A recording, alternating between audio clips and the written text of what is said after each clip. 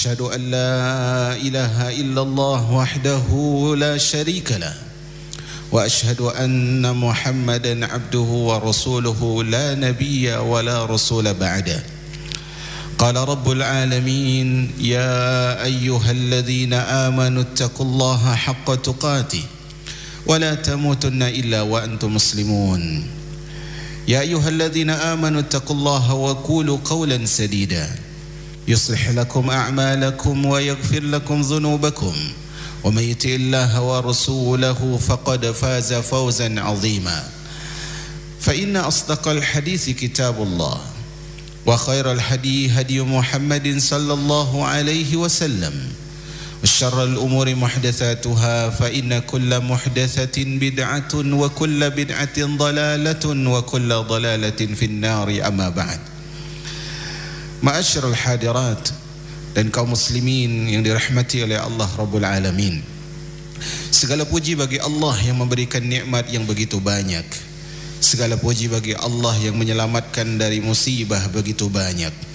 Segala puji bagi Allah yang memberikan di balik musibah sebuah manfaat, yang menghadirkan di balik bala sebuah hikmah atau hikmah dan rahmatnya. Allah Subhanahu wa ta'ala memberikan kepada seorang hamba ujian dan musibah, tetapi Allah Subhanahu wa ta'ala tetaplah rahmatnya Allah Azza wa Jalla lebih besar daripada kemurkaannya. Kita bersyukur kepada Allah yang memberikan nikmat yang begitu banyak. Di antara nikmatnya adalah diberikan hadir di majelis ilmu, walaupun sedikit motivasi untuk hadir di majelis ilmu. Dengan rentannya waktu seorang terhalang dari berkumpul di majelis ilmu, itu bisa membuat dia down dan hilang motivasi untuk terus belajar. Disitulah seorang hamba diuji oleh Allah Rabbul Alamin. Apakah dia menuntut ilmu itu dikarenakan motivasi karena hadir bersama kawan, ataukah dia menuntut ilmu untuk mencari pasangan? Karena betapa banyak orang yang niatnya hadir menuntut ilmu mencari pasangan, setelah dia dapatkan pasangan di majelis ilmu mereka pun tak hadir lagi. Betapa banyak orang yang hadir di majelis ilmu untuk mencari komunitas. Oh, di sini adalah majelis orang berjubah, di sini majelis orang bergamis, di sini majelis orang yang berjilbab. Dengan itu dia bisa mendapatkan banyak kenalan, dengan itu dia bisa pasarkan jualan-jualannya. Ada yang seperti itu. Tidak jarang orang yang hadir di majelis ilmu untuk agar orang melihat bahwa dia adalah orang yang tidak punya, sehingga dia dikasihani oleh orang-orang yang ada di majelis itu. Niat itu mungkin berlaku pada sebagian orang. Obatnya apa? Obatnya adalah terus menuntut ilmu.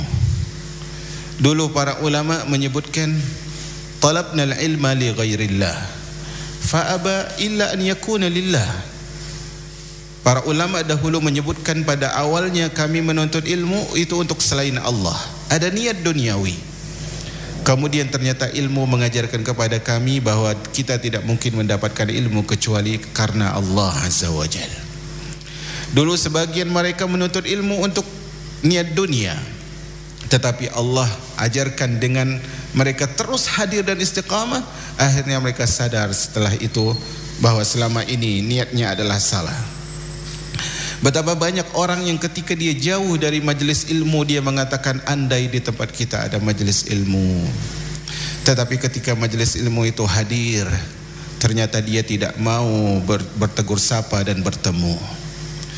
Maka kita bersyukur kepada Allah hari ini masih duduk di majelis ilmu. Bisa jadi berikutnya kita tidak diizinkan untuk bertemu, karena Allah Subhanahu wa ta'ala menguji hambanya dengan hikmah yang ada. Tetapi ingat, Allah Subhanahu wa ta'ala mengatakan kul la yusibana illa ma kataballahu lana huwa maulana. Tidak ada yang menimpa kita kecuali yang telah ditetapkan oleh Allah Azza wa Jalla. Seorang ketika dia beriman kepada Allah, beriman kepada malaikat, beriman kepada kitab, beriman kepada Rasul, beriman kepada hari kiamat, Kemudian Allah uji lebih berat lagi imannya ketika dia beriman dengan takdir. Allah Subhanahu wa taala hadirkan kesulitan, tetapi Allah Subhanahu wa taala katakan fa inna ma'al usri yusra. Bersama kebaikan, bersama kesulitan ada kemudahan. Inna ma'al usri yusra. Bersama kesulitan ada kemudahan. Perhatikan, kalau kita perhatikan surah Asy-Syarah atau Al-Insyirah ini, Allah menyebut 2 kali dengan kata yang berbeda. Terdengarnya sama. Inna ma'al usri yusra. Inna ma'al usri. Usrinya ada alif lam. Yusran tidak ada alif lam. Kata para ulama bahasa dan ulama tafsir menyebutkan ketika sesuatu disebut 2 kali padahal dia beralif lam, ketahuilah bahwa hal itu satu hal yang sama. Tetapi yusran disebutkan 2 kali tanpa alif lam, berarti itu 2 hal yang berbeda. Fa inna ma'al usri yusra, fa inna ma'al usri yusra, inna ma'al usri yusra.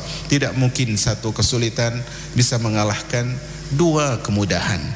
Itulah Allah Subhanahu wa taala yang menghadirkan kebaikan pada kebaikan dan menghadirkan kebaikan pada sesuatu yang kita rasa keburukan.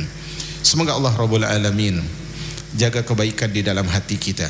Semoga Allah Rabbul Alamin jadikan modal utama kita yaitu iman, menyadarkan kita bahwasanya sesuatu yang berlaku di musim seperti ini itu untuk mengingatkan manusia bahwasanya kekuatan mereka adalah lemah dan mereka harus kembali kepada Allah.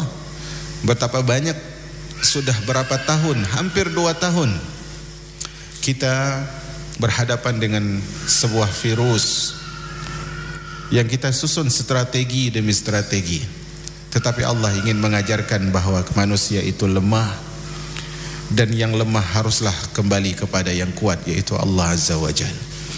Semoga salawat dan salam sampai kepada Rasul yang kita cinta, Nabi yang mulia, yang bersama-sama minum dari telaganya menjadi cita-cita kita.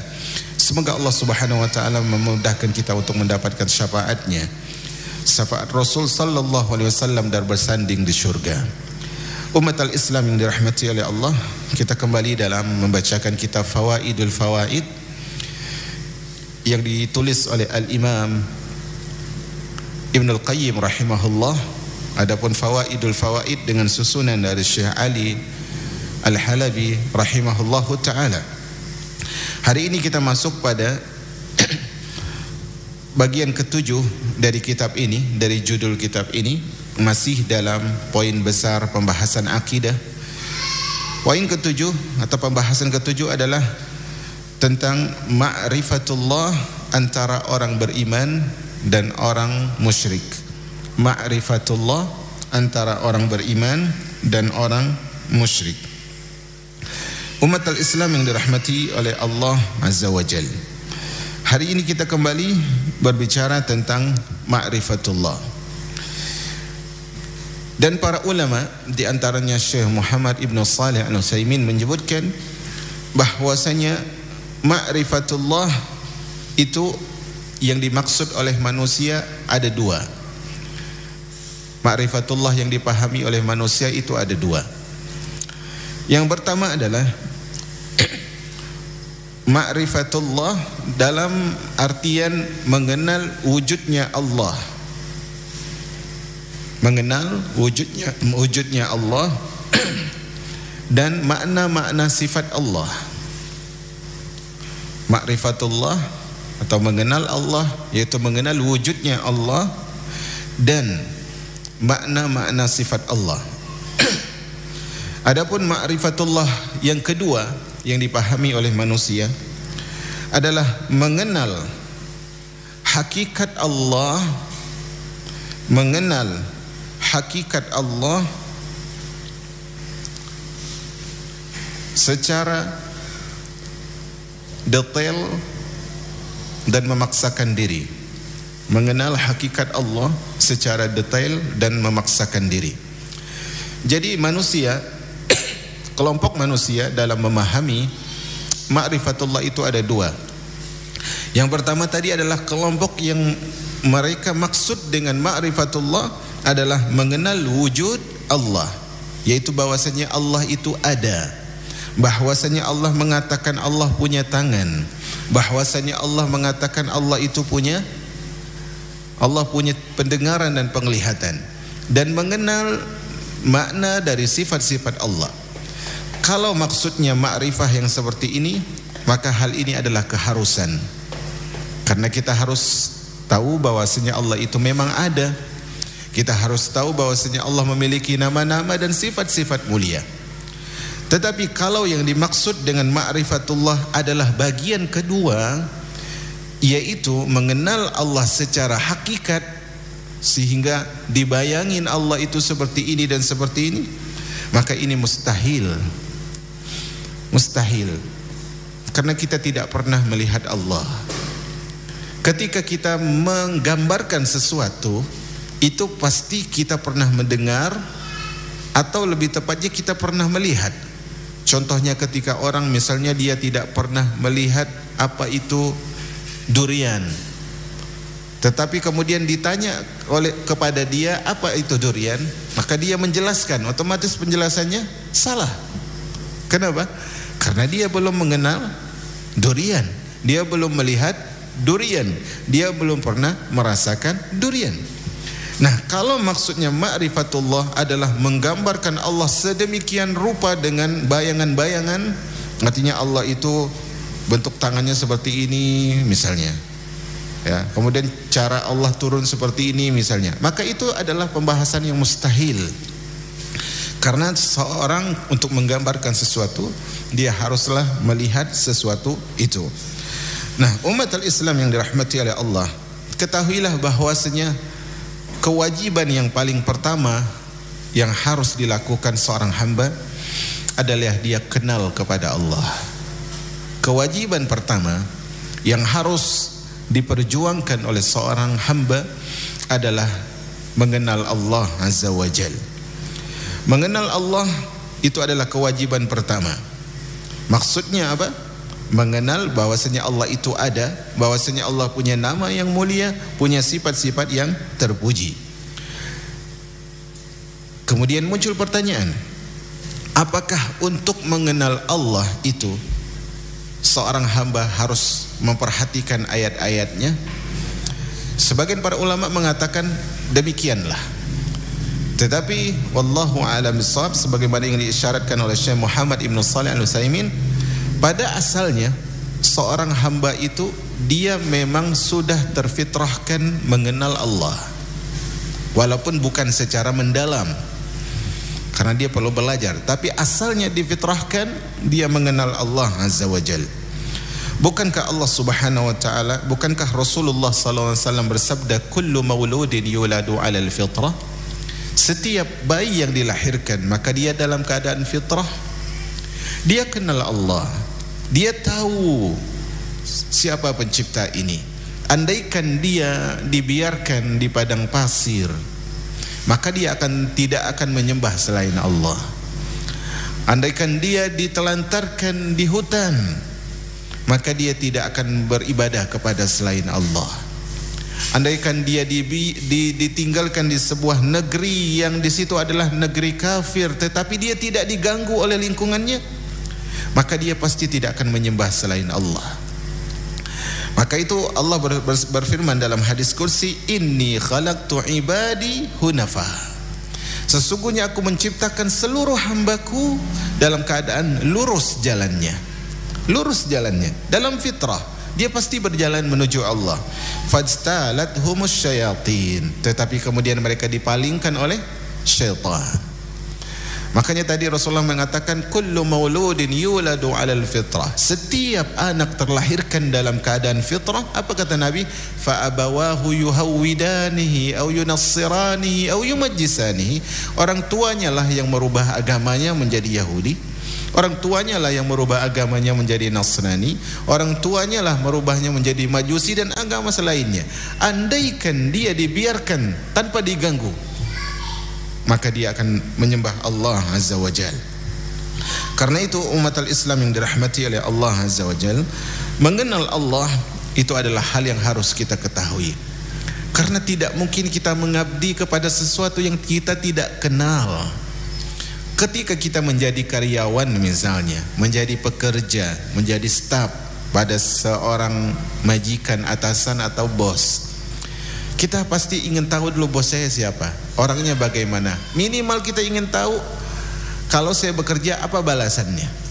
Apakah dia tidak akan menggaji saya? Apakah dia akan menelantarkan saya? Kita pasti ingin tahu. Semakin kita tahu kebaikannya, kita semakin semangat untuk mengabdikan diri.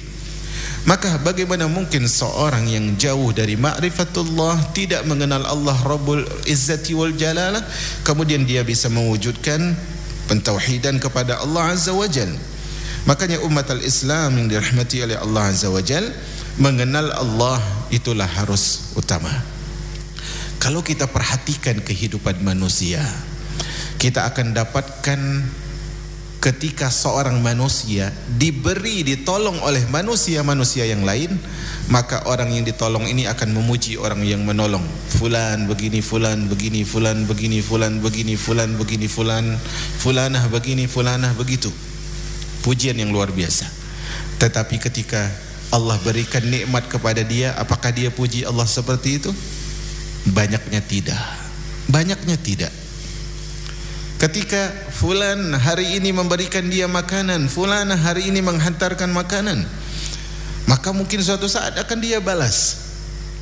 Tetapi ketika Allah berikan hari ini, Allah masih beri mata, hari ini Allah masih beri kaki untuk mencari nafkah, hari ini Allah masih berikan tubuh yang sehat, apakah dia memberikan balasan kepada Allah dengan beribadah? Banyak orang tidak. Banyak manusia di dunia ini adalah penumpang gelap, numpang hidup di bumi Allah, numpang makan dari rezeki Allah, numpang berteduh di bawah naungan atap Allah yaitu langit, tetapi mereka tidak pernah berbalas jasa kepada Allah. Walaupun Allah tidak perlu itu, tapi Allah memerintahkan itu. Maka untuk mewujudkan itu, seorang hamba haruslah kenal kepada Allah Azza wa Jal. Karena itu orang yang mengenal Allah itu tidak satu tipe. Secara garis besar mereka ada dua, yaitu orang-orang yang beriman dan orang-orang yang musyrik. Dan itulah yang akan disebutkan di sini oleh Al-Imam Ibnul Qayyim rahimahullahu ta'ala. Beliau sebutkan ma'rifatullah baina imanil muwahhidin wa imanil musyrikin. Ma'rifatullah, mengenal Allah, antara imannya seorang yang beriman dan imannya orang yang musyrik. Jadi ada dua kelompok secara garis besar, walaupun sebenarnya tingkatannya itu banyak. Beliau sebutkan tentang pertama adalah tentang bentuk-bentuk ma'rifatullah. Bentuk-bentuk ma'rifatullah yang tadi kita sebut di awal itu adalah cara pandang manusia dalam ma'rifatullah. Yang ini adalah bentuk-bentuk ma'rifatullah. Al-Imam Ibnul Qayyim menyebutkan bentuk mengenal Allah Subhanahu wa ta'ala, atau lebih dikenal dengan ma'rifatullah, itu terdiri dari dua macam. Bentuk ma'rifatullah itu ada dua macam. Yang pertama adalah ma'rifatu iqrar, yaitu mengenal Allah sebatas pengakuan. Dia mengatakan saya mengenal Allah, si fulan mengatakan saya kenal Allah, si fulanah mengatakan saya kenal Allah. Ma'rifatu iqrar, hanya sebatas pengakuan. Nah, ma'rifatul iqrar ini, pengakuan mengenal Allah ini, itu dimiliki oleh semua orang. Muslimkah dia, kafirkah dia, mukminkah dia, munafikkah dia, salihkah dia atau fajirkah dia, hanya sebatas pengakuan mengenal Allah itu dimiliki oleh semua orang. Baik itu orang yang baik ataupun dia orang yang jahat, baik dia orang yang taat atau orang yang maksiat durhaka kepada Allah Azza wa Jalla. Berarti ma'rifatul iqrar ini terjadi kepada semua manusia. Berarti kalau sesuatu itu bisa didapatkan oleh semua manusia, dia terpuji atau tidak? Jawabannya tidak. Ketika semua orang tanpa terkecuali memiliki sesuatu itu, maka dia tidak terpuji memiliki itu. Contohnya Rasulullah bersabda, "Innallaha yu'tid dunya man yuhib wa man la yuhib." Allah Subhanahu wa taala memberikan dunia kepada orang yang Allah cintai, dan Allah berikan dunia kepada orang yang Allah tidak cintai. Orang yang tidak dicintai diberikan, orang yang dicintai juga diberikan. Berarti dunia tersebut terpuji atau tidak? Tidak. Ma'rifah iqrar, mengenal Allah sebatas pengakuan, dimiliki oleh orang saleh dan orang yang tidak saleh, dimiliki oleh orang baik dan orang yang jahat. Berarti apakah ma'rifatul iqrar ini, pengakuan mengenal Allah yang sejenis ini, menjadikan orang itu mulia? Tidak. Dia belum menjadi mulia karena hal itu. Tetapi ada ma'rifatullah yang kedua, yaitu ma'rifatullah yang membuat seorang hamba malu kepada Allah sekaligus cinta kepadanya. Nanti saya ringkas ya, ini panjang.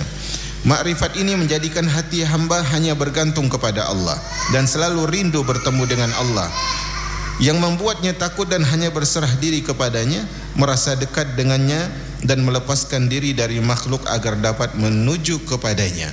Artinya makrifah yang kedua ini adalah ma'rifatullah yang membawa seorang hamba kepada ketaatan. Itu ringkasnya. Makrifah kedua ini adalah makrifah yang membawa seorang untuk taat kepada Allah Azza wa Jalla. Perhatikan di sini, kata Imam Ibnul Qayyim, makrifah yang membuat seorang hamba malu kepada Allah. Subhanallah. Di antara bentuk seorang yang mengenal Allah adalah seorang itu malu kepada Allah Azza wa Jalla. Tetapi ketika seorang muslim, siapapun dia, seorang muslimah, siapapun dia, ditanya kepadanya tentang apakah engkau malu kepada Allah, dia akan menjawab apa? Saya malu kepada Allah. Sebagaimana ketika ditanya apakah engkau yakin kepada Allah, saya yakin kepada Allah. Tapi dia tidak yakin menempuh jalan ibadah, justru mengejar jalan kelalaian.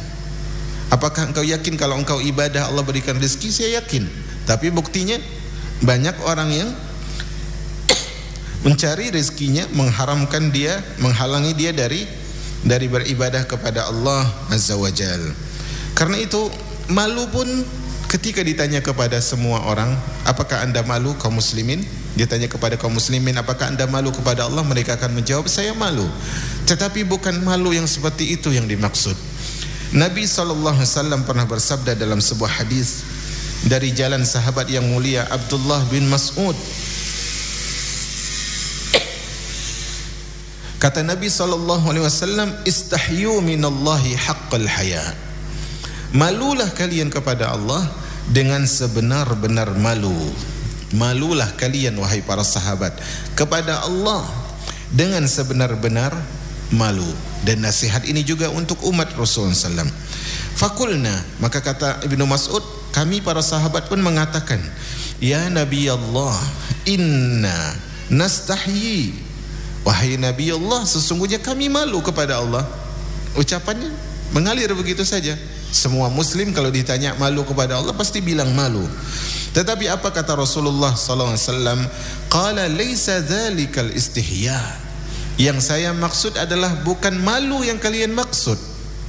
Bukan malu sebatas pengakuan, bukan malu sebatas ucapan. Walakinna man istahya minallahi haqqal haya. Tetapi malu yang saya maksudkan adalah malu kepada Allah dengan malu yang hakiki. Malu kepada Allah dengan malu yang sejati. Pertanyaan, bagaimanakah malu yang sejati?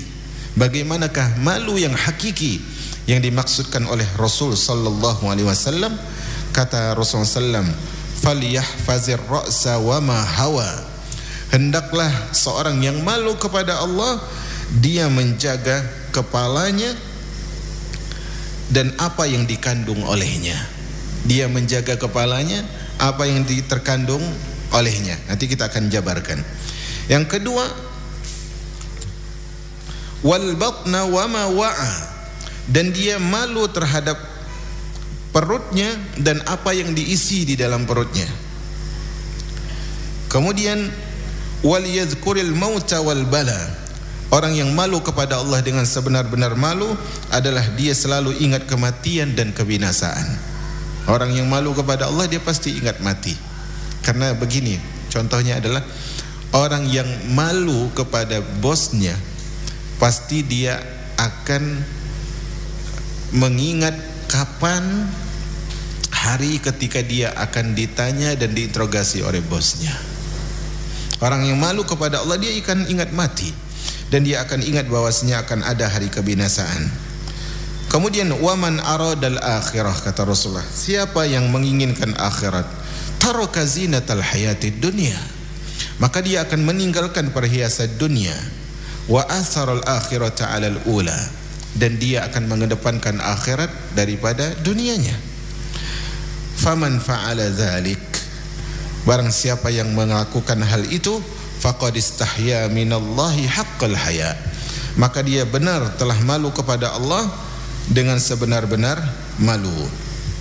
Perhatikan tadi Rasulullah SAW sebutkan malu yang pertama, atau di antara hal yang menunjukkan bahwa seorang benar-benar malu kepada Allah adalah dia menjaga kepalanya dan sesuatu apapun yang terkandung di kepalanya. Di kepalanya ada apa? Ada mata.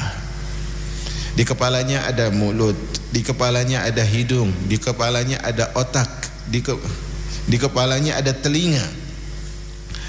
Maka bagaimana malunya? Dia jaga semua hal itu. Mata dari memandang yang tidak direstui oleh Allah, lisannya dari berucap sesuatu yang dibenci oleh Allah dia tahan. Kemudian bagaimana otaknya dia gunakan untuk hal-hal yang hanya kebaikan, dan seterusnya. Dia jaga apapun yang ada di kepalanya karena dia malu kepada Allah Azza wa Jalla. Yang kedua, mulut, atau yang kedua adalah perut. Perut dia tidak mengisi dengan hal yang diharamkan oleh Allah. Perut dia tidak lebih mementingkan makanan saja, karena Nabi SAW mengatakan sesungguhnya sesuatu yang bejana yang paling buruk yang diisi oleh manusia adalah perutnya. Cukuplah sepertiga untuk makan, sepertiga untuk airnya minum, dan sepertiga untuk bernapasnya. Maka jaga perut dari hal yang diharamkan oleh Allah, dari sesuatu yang berlebihan. Kemudian ingat kematian, karena seorang yang ingat mati dia pasti tidak berambisi terhadap dunia. Kenapa manusia sekarang itu dia memikirkan dunia begitu luar biasa terlalaikan? Karena dia lupa bahwa dia mencari rezeki, kemudian dia kayakan tersebut, dia tidak membawa hal itu. Dia tidak membawa hartanya. Betapa banyak orang yang dia mengumpulkan uang untuk membeli pakaian kekerajaan, tetapi ternyata dia memakai kain yang berwarna putih. Betapa banyak seorang mengumpulkan hartanya untuk membeli kendaraan terbagus, namun dia digiring dengan sebuah keranda, atau maksimalnya dia dibawa oleh sebuah mobil ambulan. Betapa banyak seorang mencari rezeki, bekerja keras untuk membangun istana di surga, kemudian dia ternyata tinggal juga di dalam tanah, dan dia akan hancur dimakan oleh cacing-cacing yang berada di tanah. Ingat mati, itu adalah tanda malu kepada Allah. Ingat bahwa kita akan binasa, itu adalah karena kita malu kepada Allah Azza wa Jalla. Jadi di antara makrifat yang diinginkan oleh Allah adalah makrifat yang mengandung malu kepada Allah Azza wa Jalla. Kemudian kata Imam Ibnul Qayyim, sekaligus cinta kepada Allah. Nah, makrifat kepada Allah yang benar adalah makrifat yang mengandung cinta pula. Mengandung cinta. Allah Subhanahu wa taala mengatakan, wa minan nasi man yattakhidhu min dunillah wa minan nasi man yattakhidhu min dunillahi andada yuhibbunahum ka hubbillah walladzina amanu asyaddu hubban lillah. Di antara manusia ada yang mengambil tandingan-tandingan selain Allah. Mereka cintai tandingan-tandingan itu seperti mereka mencintai Allah. Apa kata Allah? Walladzina amanu wasyaddu hubban lillah. Orang yang beriman mereka adalah orang yang paling cinta kepada Allah Azza wa Jalla. Karena itu siapa yang mengatakan dia ma'rifatullah, mengenal Allah Azza wa Jalla, maka dia harus mencintai Allah Azza wa Jalla. Dan Allah Subhanahu wa taala itu maha adil. Ketika Allah memberitakan kita mencintainya Subhanahu wa taala, Allah berikan alasan kenapa kita harus cintai Allah. Terkadang contohnya suami, dia ingin istrinya cinta kepada dia, tetapi sikapnya bukan sikap yang mengharuskan istri untuk cinta kepada dia. Seorang istri dia ingin dicintai oleh suami, tetapi perbuatannya, sikapnya adalah sesuatu adalah sesuatu yang menjadikan suami untuk tidak cinta kepadanya. Dia ingin dicintai, tetapi perbuatannya seakan-akan mengatakan jangan cintai. Tapi Allah menyuruh kita mencintainya. Allah yang berikan kesembuhan kepada kita ketika kita sakit. Allah yang tenangkan kita ketika kita terguncang. Allah yang cukupkan kita ketika kita kekurangan. Allah yang mengeringkan air mata kita ketika orang tidak ada yang mau menghapus air mata kita. Allah Subhanahu wa taala hadirkan hiburan ketika manusia yang lain berlibur dengan sendiri-sendirinya. Dengan itu Allah katakan, kuciptakan untukmu tangan, kau cintai aku dengan tangan itu. Kuberikan kepadamu kedua kaki, cintai aku karena aku yang memberikan kaki. Terkadang orang baru membeli sedikit saja, manusia dia ingin dicinta dengan full oleh orang lain. Tapi Allah memberikan alasan kenapa kita harus mencintai, karena Allah lah yang memberikan segalanya kepada kita. Karena itu umat al-Islam yang dirahmati Allah, ma'rifatullah haruslah mengandung cinta kepada Allah Azza wa Jalla. Kemudian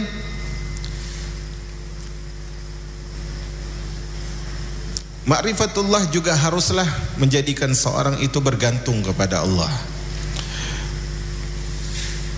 Aneh kalau ada orang mengatakan saya mencintai, saya kenal kepada dia dan saya cinta kepada dia, tetapi dia tidak percaya dan tidak mau bersandar kepada orang itu. Contohnya, misalnya ada si fulan, si A kenal dengan si B. Dia katakan saya kenal si fulan dan saya sangat tahu dia itu baik dan sangat luar biasa.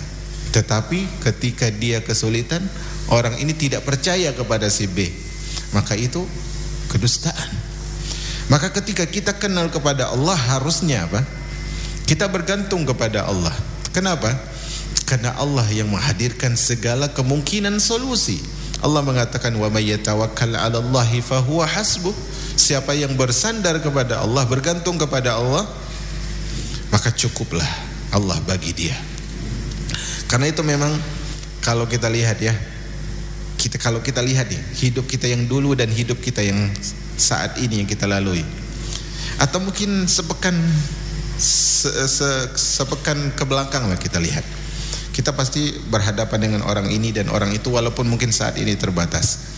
Tapi di antara sikap mereka mungkin ada yang mengajarkan kepada kita bahwasanya saya ini sepertinya tidak boleh bergantung kepada dia, saya nggak boleh berharap lebih kepada dia. Karena memang episode kehidupan manusia, Allah ingin ajarkan kepada kita bahwa kepada siapapun engkau kenal, engkau tetap akan diajarkan hanya Allah yang tidak mengecewakanmu. Hanya Allah yang tidak akan mengecewakanmu. Siapa? Mungkin orang yang paling kita cintai, yang jasanya terbesar, orang tua. Walaupun kita tidak bisa membalas jasanya, pasti kita pernah rasa kecewa kepada mereka. Suami, istri mungkin merasa kecewa, tetapi tidak pantas dan tidak mungkin seorang hamba yang jujur dia kecewa kepada Allah. Ketika engkau mengadu kepada manusia, manusia menutup kupingnya. Di situ Allah ingin ajarkan kepadamu, kembalilah berdoa kepada Allah. Allah turun untuk mendengar doa seorang hamba.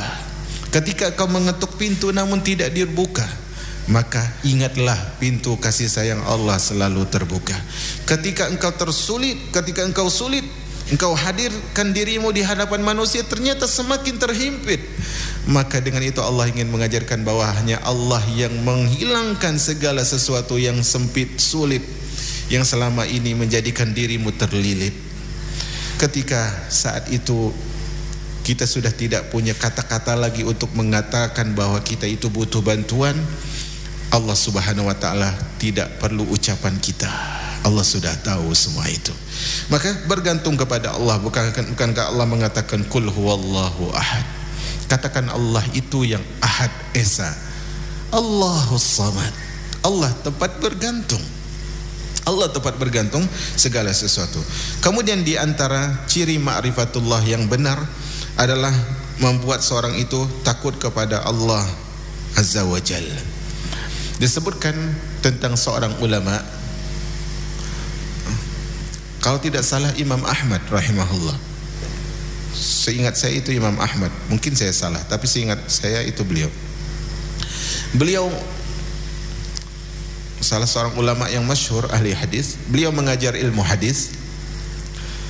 Kemudian beliau sering ngambil sesuatu di kantong baju. Setiap melihat tulisan yang, setiap membuka apa yang dia ambil dari kantong baju itu, dia menangis. Bahkan sebagian menyebutkan bahwa dia masuk dulu baru nanti keluar lagi. Dia teruskan mengajar lagi. Kemudian dia lihat lagi, keluarkan sesuatu tadi. Kemudian dia apa? Dia menangis lagi. Setelah diteliti ternyata sesuatu itu adalah kertas. Dan kertas itu bertuliskan idza ma khalawta ad-dahra yawman fala taqul khalawtu walakin qul alayya rakibu wala tahsabanna anna Allah yaghfalu sa'atan wala annama fa'altahu yaghibu. Disebutkan idza ra'aita ad-dahra idza khalawta ad-dahra yawman, ketika engkau saat sendirian bersendiri, ketika suatu hari engkau bersendirian, maka janganlah engkau mengatakan aku sedang sendiri, tetapi katakanlah bersamaku Allah yang mengawasiku. Jangan engkau pernah kira bahwa Allah lalai sesaat, dan jangan pernah engkau menyangka bahwa sesuatu yang engkau lakukan itu tidak terlihat oleh Allah.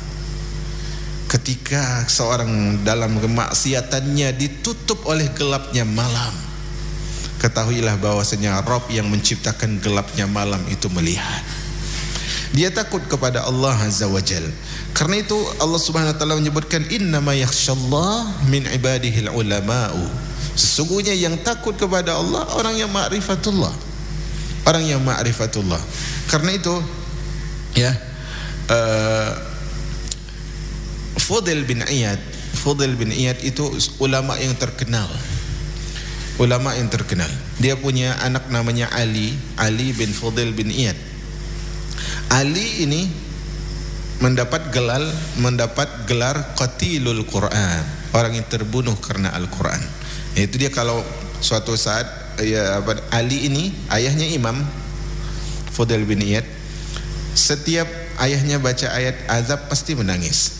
Sampai suatu hari ayahnya baca ayat azab, ternyata ada jamaah yang jatuh.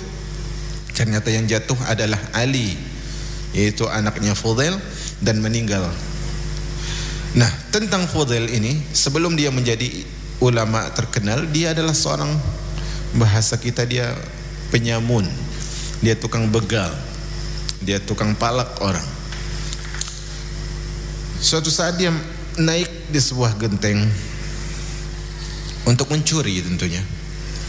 Tetapi dia melalui atas atap tersebut, dan rumahnya dulu kan kotak-kotak ya dari tanah dan sebagainya. Akhirnya dia dengar seorang membaca ayat Allah di dalam surah Al-Hadid. Di antaranya adalah ayat yang dia dengar adalah alam ya'ni lil ladzina amanu an takhsha'a qulubuhum li dzikrillah wa ma nazala minal haqq. Ayatnya berbunyi, supaya ingat saya harus nadakan.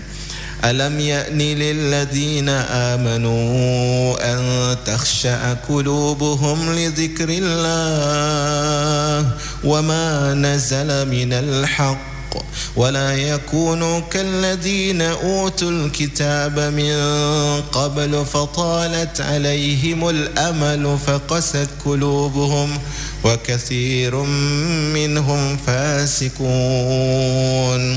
Alam ya'ni lil ladzina amanu, tidakkah datang waktunya bagi orang yang beriman, an takhsha'a qulubuhum li dzikrillahi wa ma nazala minal haqq, hati mereka tunduk takut kepada Allah ketika disebutkan nama Allah dan ketika kebenaran itu turun.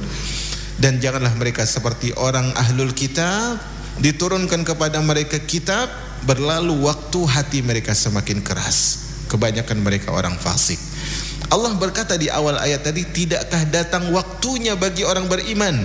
Apa kata Fudail yang niatnya ingin mencuri tadi? Telah datang waktunya ya Allah, telah datang waktunya. Subhanallah. Coba kalau kita baca ayat Allah, kita harus, makanya saya sarankan siapa yang tidak mengerti bahasa Arab, dia hendaknya memiliki mushaf terjemah, atau dia memiliki aplikasi mushaf terjemah. Ya, dia baca ayat tersebut, dan dia baca ayat tersebut, dia letakkan bahwasanya dia sedang diajak bicara oleh Allah Azza wa Jalla. Dia, contohnya ketika ayat yang sering kita bacakan, contohnya ketika seorang hamba tersebut sibuk dengan dunianya, Allah Subhanahu wa taala mengatakan, "I'lamu annamal hayatud dunya la'ibun wa lahu wa zinah." Ketahuilah bahwasanya kehidupan dunia itu permainan dan senda gurau. Kau suka bermain, pasti setelah itu kau capek. Engkau suka bercanda, bersenda gurau, pasti engkau akan bosan. Coba ketika Allah mengatakan, "Alam ya'ni lil ladzina amanu an takhsha'a qulubuhum li dzikrillah." Tidakkah datang saatnya bagi orang-orang yang beriman hati mereka tunduk kepada Allah? Seorang yang ma'rifatullah, dia harus punya apa? Dia harus punya sifat takut kepada Allah. Kemudian dia harus punya sifat berserah diri hanya kepada Allah, merasa dekat kepada Allah dan melepaskan dirinya dari bergantung kepada manusia. Jadi orang yang ma'rifatullah itu dia mengatakan dia adalah, Qul inna salati wa nusuki wa mahyaya wa mati lillahi rabbil alamin.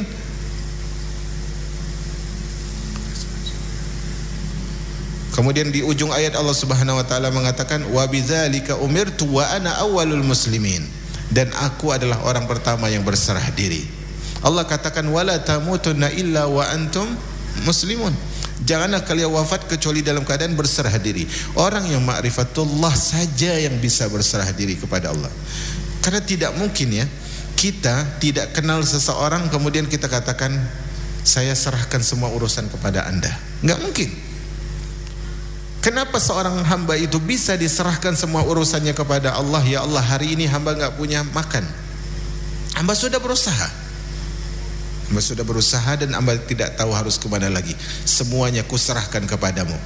Kenapa dia bisa menyerahkan semuanya?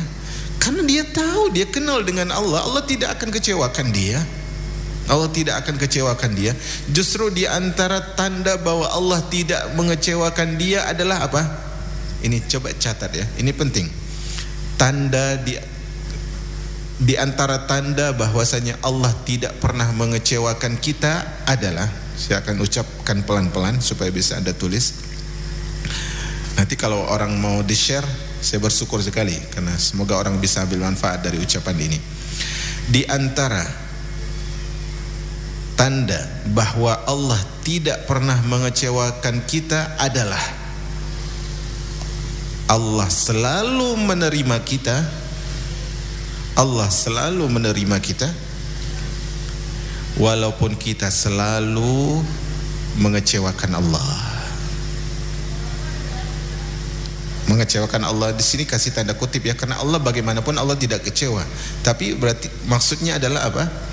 Artinya kita tidak melakukan seperti yang Allah inginkan. Di antara tanda Allah tidak pernah mengecewakan kita adalah Allah selalu menerima kita walaupun kita selalu mengecewakan Allah Azza wa Jalla.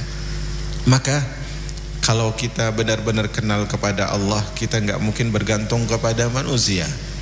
Subhanallah. Kemudian Al-Imam Ibnul Qayyim mengatakan jenis yang terakhir ini merupakan bentuk makrifat yang khusus sebagaimana dikenal dalam istilah golongan tertentu, yaitu golongan ahli ibadah dan orang-orang yang zuhud. Jadi yang mulia adalah orang yang ma'rifatullah dengan ma'rifah yang mengandung segala ketaatan. Adapun makrifah ikrar, pengakuan, itu tidak menjadikan seorang mulia. Manusia memiliki tingkat yang berbeda dalam makrifat semacam ini. Artinya jenis makrifat kedua ini itu adalah jenis makrifat orang beriman. Tetapi orang beriman sendiri itu tidak satu tingkat dalam makrifat yang ini. Bisa dipahami ya? Karena orang beriman sendiri tidak satu tingkat dalam imannya, maka makrifat mereka pun tidak satu tingkat dalam hal ini. Siapa yang tahu kadar makrifat mereka? Hanya Allah yang mengetahui perbedaan ketinggian tingkatan mereka. Karena dialah yang membuat mereka mengenal dirinya, dan dia jugalah yang membuka hati mereka untuk mengenalnya sebatas tingkat yang tidak dianugerahkan kepada yang lain. Tetapi meskipun tingkatnya berbeda-beda, tetapi semua bentuk makrifat mereka kepada Allah adalah makrifat yang kedua ini, maka sesuai dengan kadar yang dianugerahkan kepada masing-masing. Jadi kalaupun kita tingkat makrifatnya tidak tinggi-tinggi sekali, tapi jangan sampai sebatas makrifat ikrar, jangan sampai sebatas-batas makrifat pengakuan. Kemudian Al-Imam Ibnul Qayyim menyebutkan hamba Allah yang paling kenal kepada Allah, yaitu Rasulullah SAW pernah menyebutkan dalam doanya, la uhsi sana'an alaik anta kama asnaita ala nafsik. Ya Allah, aku tidak sanggup memujimu sebagaimana semestinya, hanyalah engkau yang mengetahui pujian yang pantas untuk dirimu. Maksudnya di sini apa? Rasulullah SAW di dalam doanya mengatakan bahwasanya pujian yang Allah inginkan itu hanya Allah yang tahu. Berarti juga tingkatan manusia dalam memuji Allah juga berbeda-beda. Dan Rasulullah lah yang paling banyak memuji Allah. Di antara pujian Allah ada yang tidak diturunkan di dunia. Di antara pujian kepada Allah, selama ini kan kita sebut subhanallah, Allahu akbar, alhamdulillah dan seterusnya. Ya. Tetapi di antara pujian kepada Allah ada yang tidak diturunkan di dunia. Itu sebagaimana yang disebutkan di dalam hadis syafaat. Ketika manusia sedang butuh kepada syafaat, mereka datang kepada Adam, Adam suruh datang kepada Nuh, Nuh suruh datang kepada Ibrahim, Ibrahim suruh datang kepada Musa, Musa suruh datang kepada Isa. Akhirnya mereka datanglah kepada Muhammad bin Abdullah sallallahu alaihi wasallam. Maka kata Nabi sallallahu alaihi wasallam, analaha, aku yang akan menjadi wasilah untuk syafaat tersebut. Maka Nabi SAW kemudian sujud di hadapan Allah. Ketika sujud itu kata Nabi, aku diberikan ilham oleh Allah memuji Allah dengan pujian-pujian. Berarti pujian-pujian itu adalah pujian yang belum pernah diturunkan di dunia. Maka di situ Rasulullah juga memberitahukan bahwa pada hari kiamat kelak Allah akan memberitahukan kepada beliau sebagian pujian bagi diri Allah yang tidak beliau ketahui ketika masih hidup di dunia. Berarti tingkatan manusia memang berbeda dalam makrifat kepada Allah Azza wa Jalla. Kemudian ketika kita tahu bahwasanya di antara kemuliaan seorang hamba adalah ketika dia mengenal Allah, pertanyaannya, adakah pintu untuk menuju ma'rifatullah? Apakah saja pintu untuk menuju ma'rifatullah? Al-Imam Ibnul Qayyim menyebutkan pintu untuk menuju ma'rifatullah itu ada dua. Ya, ada dua pintu kata beliau, atau ada dua pintu atau cara yang sangat lebar untuk bisa sampai kepada ma'rifatullah yang jenis keberapa? Yang jenis kedua, yang terpuji. Yaitu pertama, dengan memikirkan dan merenungi seluruh ayat Al-Quran. Dengan memikirkan dan merenungkan seluruh ayat Al-Quran, diiringi pemahaman mendalam tentang Allah dan Rasulnya. Jadi kita harus tadabburi itu Al-Quran. Semua ayat Al-Quran kita baca, kita pahami, kita tadabburi dengan akidah yang benar. Orang ada berusaha memahami Al-Quran tetapi akidahnya salah, tetap aja salah. Contohnya apa? Wa'bud rabbaka hatta ya'tiyakal yakin. Ayat terakhir dari surah Al-Hijr. Sembahlah Allah sampai datang yakin, kata Allah. Sebagian orang mengatakan saya sudah yakin, berarti saya tak perlu menyembah Allah. Bukan. Yakin di sini maksudnya adalah al-maut, kematian. Sembahlah Allah sampai datang kematian. Maka kalau kita ingin memiliki makrifat yang mulia, cara pertamanya adalah tadaburi Al-Quran, baca ayatnya. Ingat, kitabun anzalnahu ilaika mubarakun liyadabbaru ayati. Allah turunkan Al-Quran bukan sekedar untuk dibaca, tapi untuk ditadabburi. Karena itu Rasulullah mengatakan tidaklah suatu kaum berada di masjid, di antara masjid Allah, mereka baca Al-Quran dan mempelajarinya. Karena tidak cukup hanya sekedar membaca Al-Quran. Kemudian cara kedua, dengan memikirkan ayat-ayat Allah yang terlihat.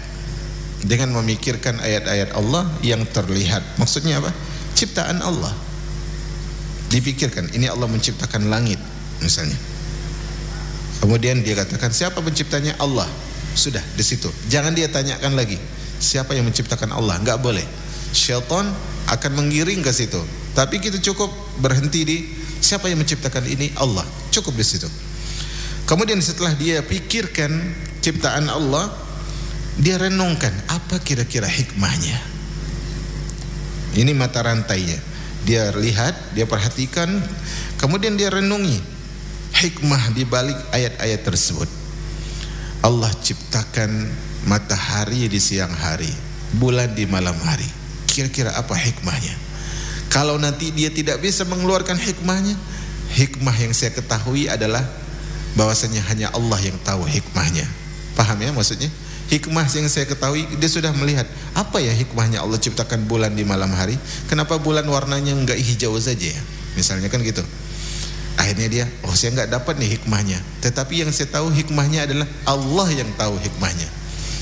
Nah, kemudian setelah itu, setelah dia berusaha merenungi hikmahnya, dia memikirkan alangkah kuasanya Allah. Alangkah maha berkuasa dan maha besarnya Allah.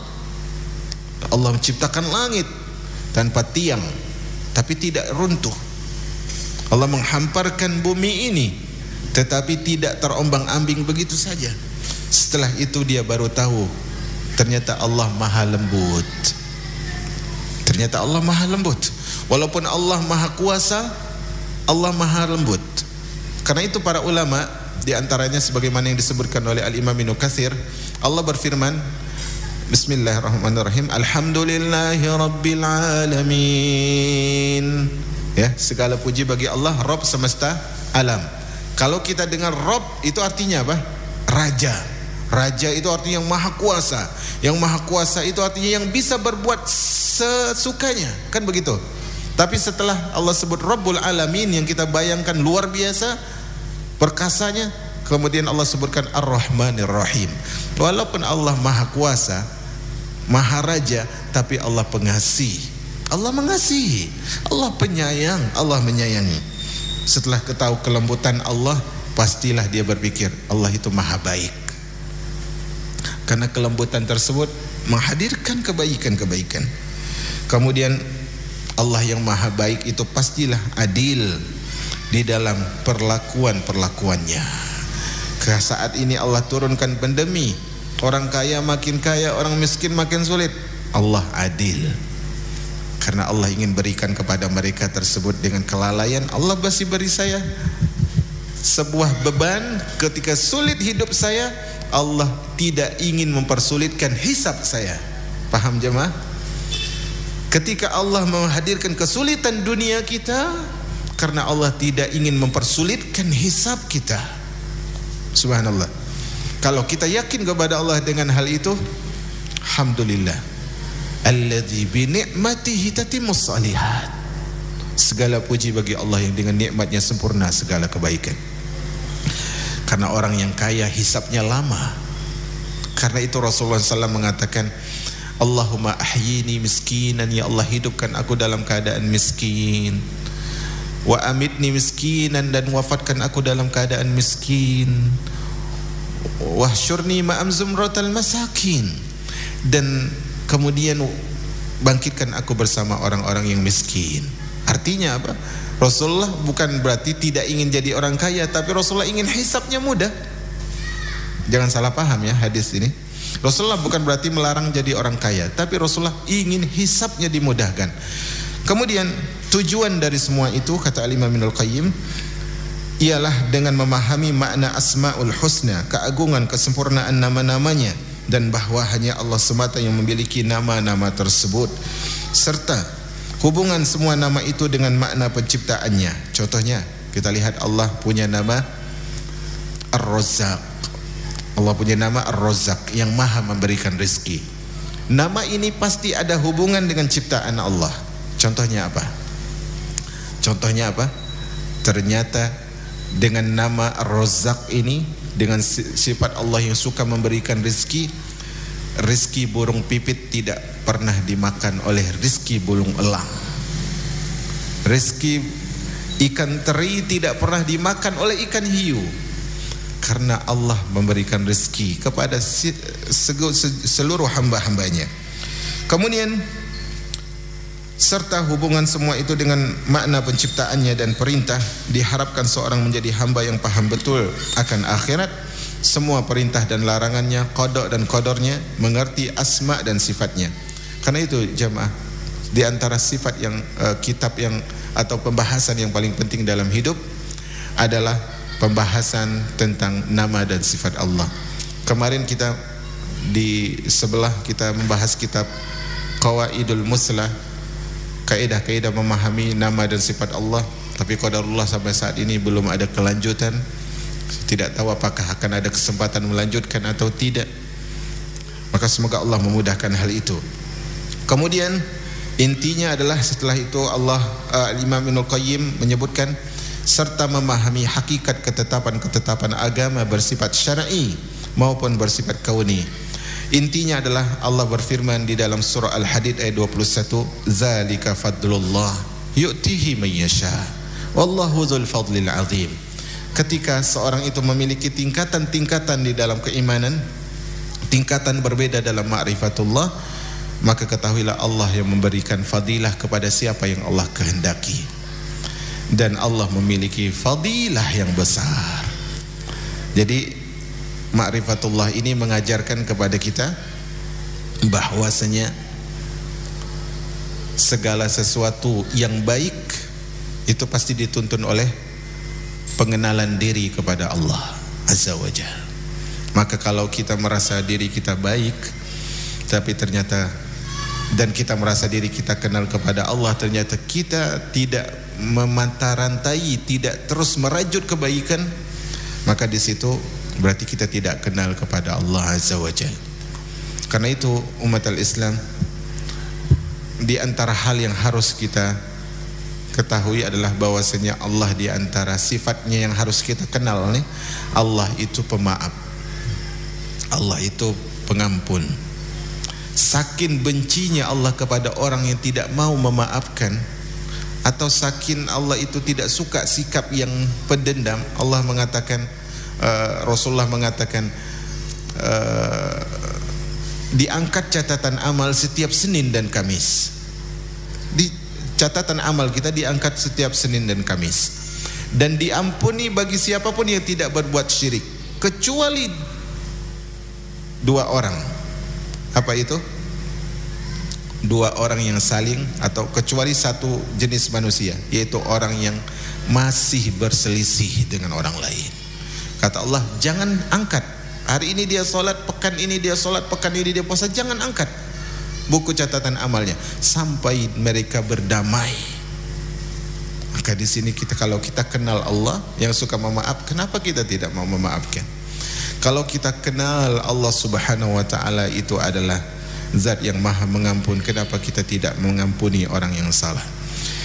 Di antara ma'rifatullah juga adalah kita tahu bahwasanya Allah memiliki sifat, memiliki nama Ar-Razzaq dan Ar-Razik, memberi rizki. Ketika kita tahu rizki itu dari Allah, kenapa terkadang kita harus sinis ketika jualan orang lain lebih laku?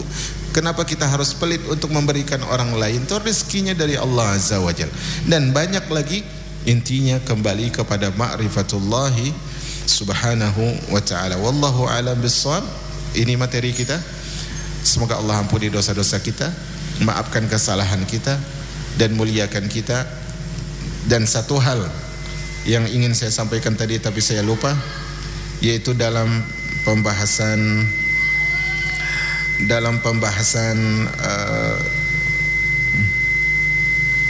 malu, dalam pembahasan malu. Tadi saya lupa mengatakan, ada seorang ulama namanya adalah Ahmad bin Asim Al-Antaki.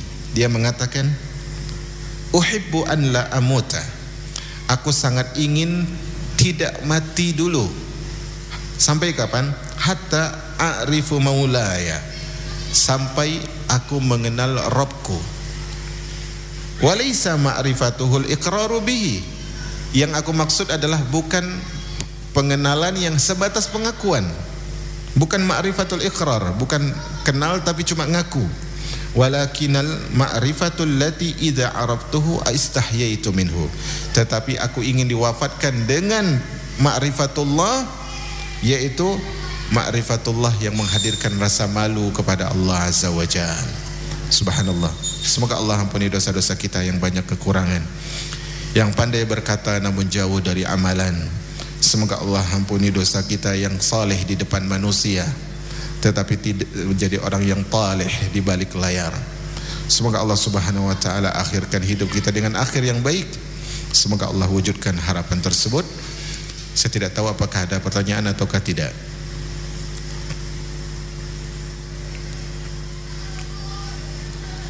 Karena sejak pertemuan kedua tidak pernah ada pertanyaan.